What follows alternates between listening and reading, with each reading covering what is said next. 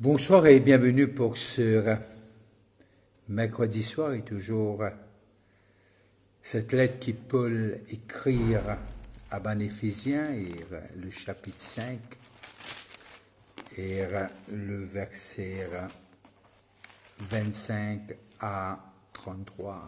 Éphésiens 5, 25 à 33. Marie, aimez vos femmes comme Christ a aimé l'Église et s'est livré lui-même pour elle, afin de la sanctifier par la parole après l'avoir purifiée par le baptême d'eau, afin de faire paraître devant lui cette Église glorieuse, sans tache ni ride, ni rien de semblable, mais sainte et irrépréhensible. C'est ainsi que les maris doivent aimer leurs femmes comme leur propre corps. Celui qui aime sa femme s'aime lui-même. Car jamais personne n'a haï son propre chair, mais il la nourrit et en prend soin comme Christ le fait pour l'Église, parce que nous sommes membres de son corps. C'est pourquoi l'homme quittera son père et sa mère et s'attachera à sa femme, et les deux deviendront une seule chair. Ce mystère est grand, je le dis, par rapport à Christ et à l'Église. Du reste, que chacun de vous aime sa femme comme lui-même, et que la femme respecte son mari. Que Dieu bénisse la lecture de sa parole. Mon bien saluer ceux qui peuvent nous localement et ceux qui sont connectés de l'étranger. Et toujours ce même thème, nous pouvons envie du mariage, de cette relation Christ-l'Église, homme et femme. Et moi j'ai envie peut-être ce soir nous guide une relation transformée.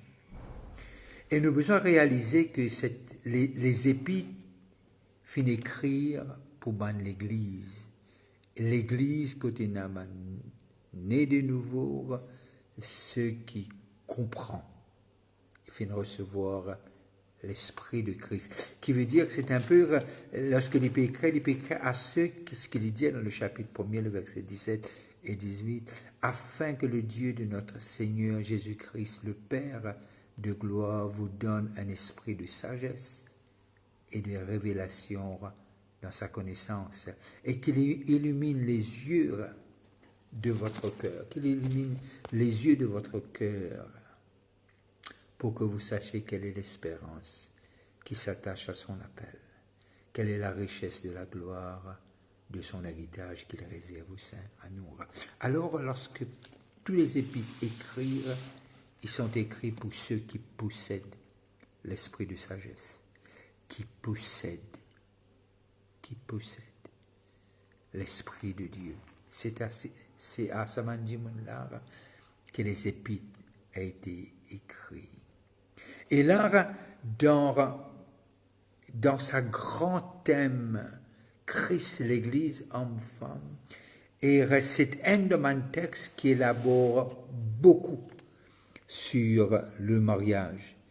Et si ce n'est pas un texte qui élabore plus, enfin, nous restons sous correction sur cela. Et là, nous arrivons à comprendre l'idée comme ça, le principe, le point clé que Paul a envie de mettre l'emphase, c'est l'unité entre hommes et femmes. Une unité qui nous pas trouvé avant dans les autres contextes, dans le sens, bien que nous connaissons genre le chapitre 17, et aussi, et là, l'épicose unitaire devine haine. Et alors, Paul emmène nous dans quelques principes pratiques. Et quand il dit deux vin haine. Et là, nous arrivons à comprendre un homme et son corps, un homme et son épouse. Et le verset 28, lui dire du chapitre 5, c'est ainsi que le mari doit aimer la femme comme leur propre corps. Celui qui aime sa femme s'aime lui-même. Et là, nous arrivons à comprendre ce que Paul lui met, ce principe de base, l'unité dans le mariage. Il y prend les bien sûr de Genèse 2 et il en arrive à comprendre ce que Genèse 2, 18 et il dit de ce que l'homme besoin d'aide et Dieu crée la femme. Et nous nous dit ça pendant longtemps. Écoute, Adam dit, l'os de mes os, chair de ma chair. Et là, pour que l'unité là y arrive dans la pratique, et il dit même quelque chose qui dit dans Genèse, il dit de ce que l'homme quittera. C'est pourquoi. Qui veut dire, il dit c'est pourquoi, et puis il dit l'homme quittera son père et sa mère. Et le pourquoi, parce que j'ai besoin. Les deux deviendront une seule chair. Pena une seule chair si l'homme reste attaché à son père et à sa mère. Il n'y a pas. Pour que c'est pourquoi, le verset 31, c'est pourquoi l'homme quittera son père et sa mère et s'attachera à sa femme. Et les deux deviendront une seule chair. Nous pouvons comprendre quand on prend le chapitre 6 et le verset 1er, il dit, enfants, obéissez à vos parents selon le Seigneur, car cela est juste. Honore ton père et ta mère, le premier commandement avec une promesse. Bien qu'il y ait un moment que nous enfants, il y a un moment que nous vîmes parents. Et tout de suite après, il raconte cela. Tout de suite après. Alors, là, dans le texte du mariage, il dit que l'homme besoin quitte ce papa et ce moment. Afin qu'il emmène à la réalité ce que Dieu a établi dans le mariage. Et sans quitte papa, maman, impossible pour capable d'établir sa fondement là, cette unité entre mari et femme. C'est pourquoi l'homme. C'est pourquoi l'homme quittera son père et sa mère et s'attachera à sa femme et les deux deviendront une seule chair. Alors Paul, ce qu'il peut dire quand un homme pour rentrer dans le mariage, il peut rentrer dans l'autre. Il peut unir lui avec un quelqu'un pour lui venir un comme lui avec ce corps. Et maintenant, il n'est plus sous responsabilité de ses parents. Il n'est plus sous l'ordre de ses parents.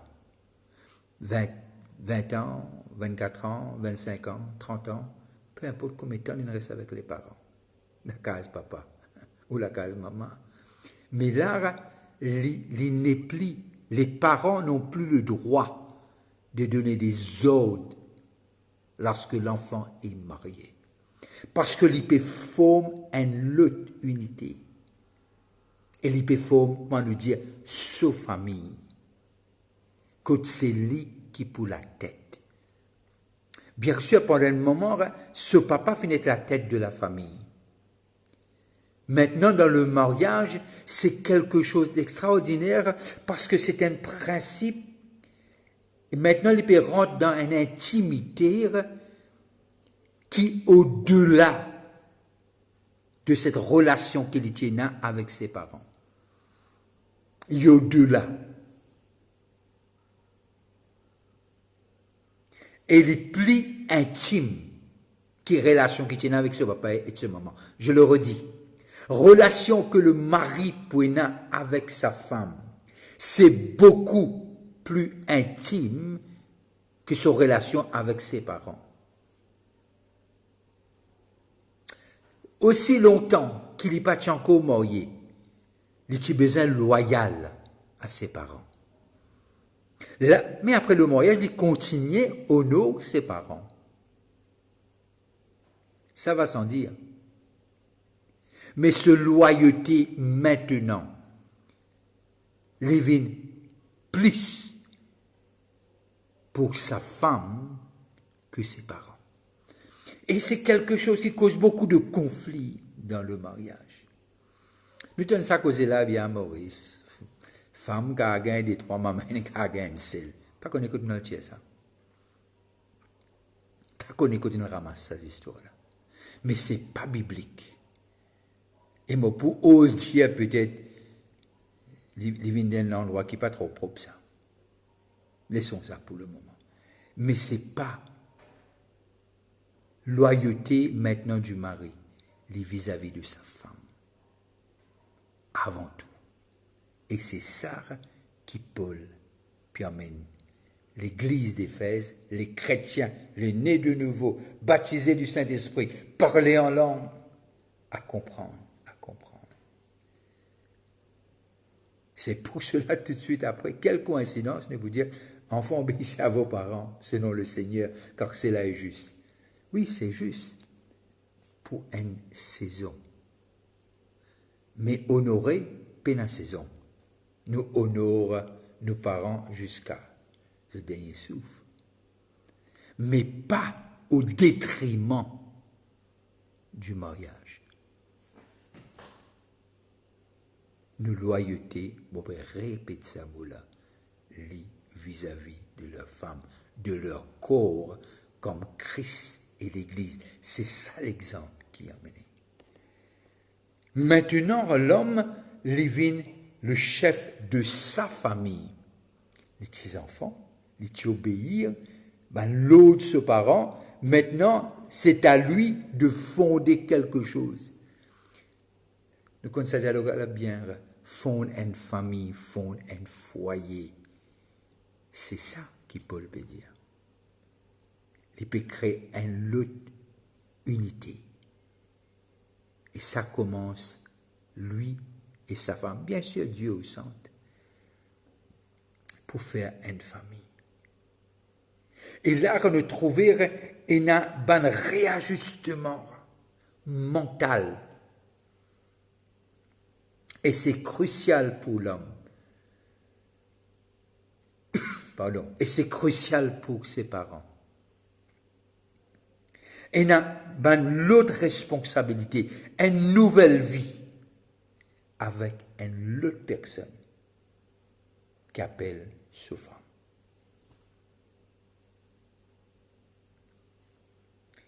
Maintenant, ce n'est pas les parents qui contrôlent leur fils.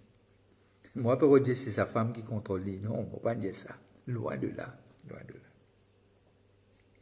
Mais maintenant, il rentre dans une relation. Écoute là, les besoins protègent sur cette nouvelle, ce statut-là, en tant qu'un homme marié.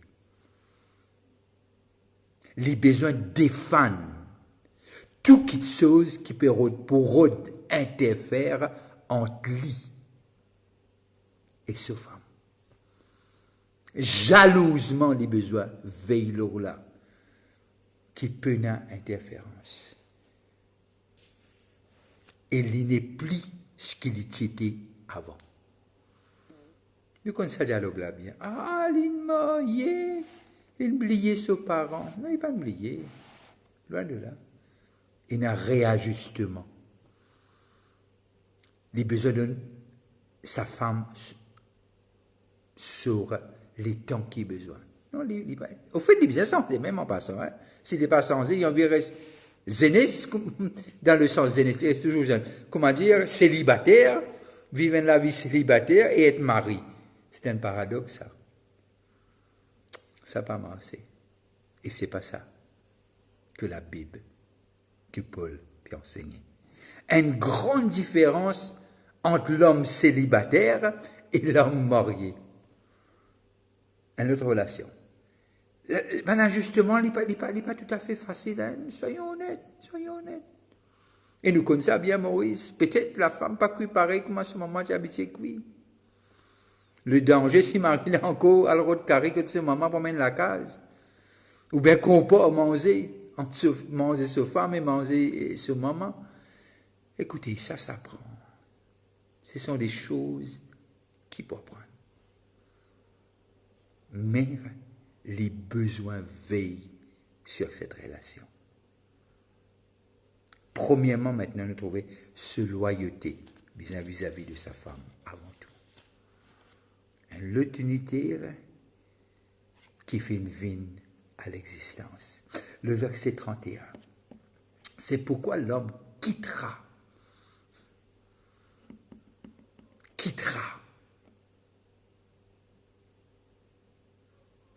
Il y a deux mots qui sont intéressants. Quitter pour joindre. Deux actions. Et elles suivent l'autre. Quitte ses parents et y attache-lui à sa femme.